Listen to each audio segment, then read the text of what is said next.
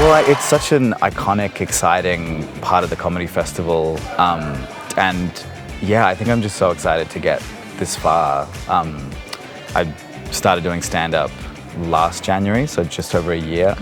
And yeah, all of the heats was so fun. It was so great having like such beautiful, supportive crowds, and everyone wants you to do well. I'm so terrified. I mean, I think it'll be fun once we're doing it, but the anticipation and the coming and hanging out in the town hall for the day, I think everyone's just like pacing the corridors right now and it's doing like nervous wheeze. But no, I'm so excited to actually get on stage. All right, cool. Thanks so much for meeting me here. I'm glad the group text worked. My name's Dylan. I hope I'm pronouncing that correctly, because that'd be a bad thing to get wrong.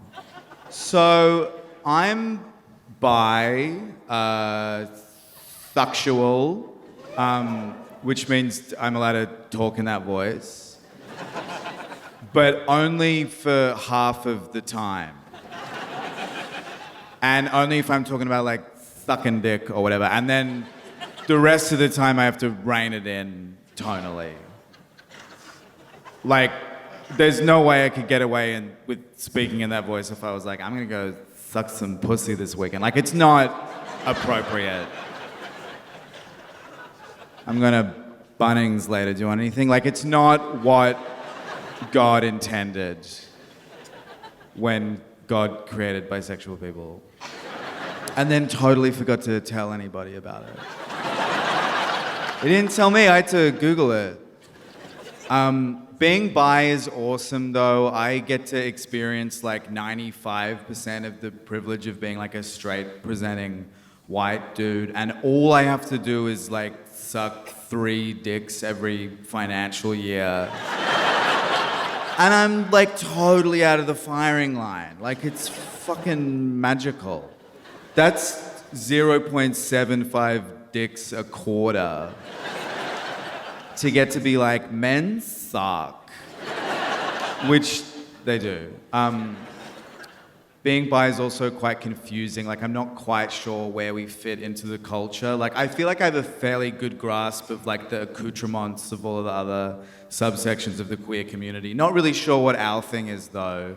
Like, the closest thing that I can think of is that we're all kind of particular about mood lighting. Like, I don't know if that resonates. Like, don't turn on the big light in the presence of a bisexual. I went on a date with this guy once because I wanted to brag to you about it.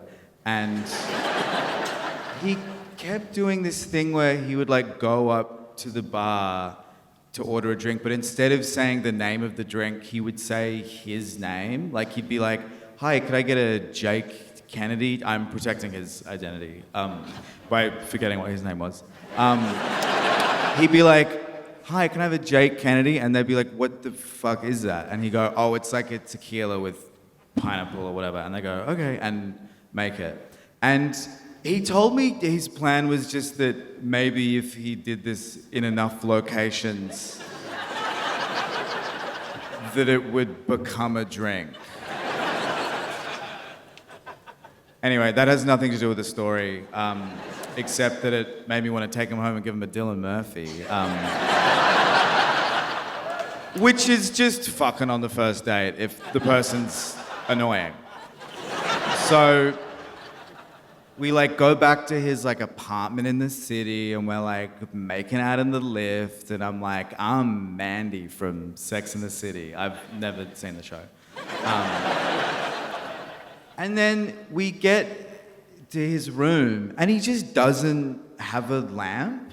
Like, he turns on the light and it's like this big, bright, oppressive, cold, 1200 Kelvin overhead light. And I was like, "Is this how you relax?" And he went, "Yeah." And I went, "That's the craziest thing I've ever heard." Like, let's go fuck in the lift if this is the setup. Because the lighting was better than that. And then he went, okay, well, do you want me to turn the light off? And I went, no, because I still want to be able to see you. Like, if only there was a middle ground. Like, this is actually the conversation that happened when lamps got invented. So then he left the room, like, for a while, and I heard him talking to somebody. And then he came back with a lamp. And I was like, did you wake up your housemate to get a lamp? And he said yes. And I was like, now I looked fucking insane. Like, you'd be like, hey, knock, knock, sorry. He can't get hard without a salt lamp. I think he might be bisexual. Anyway, to cut a long story short, he turned out to be a Jehovah's Witness that choked me without my consent. It's fine, I could have taken him. But the headline for me remains no lamp. Thanks very much, my name's Dylan.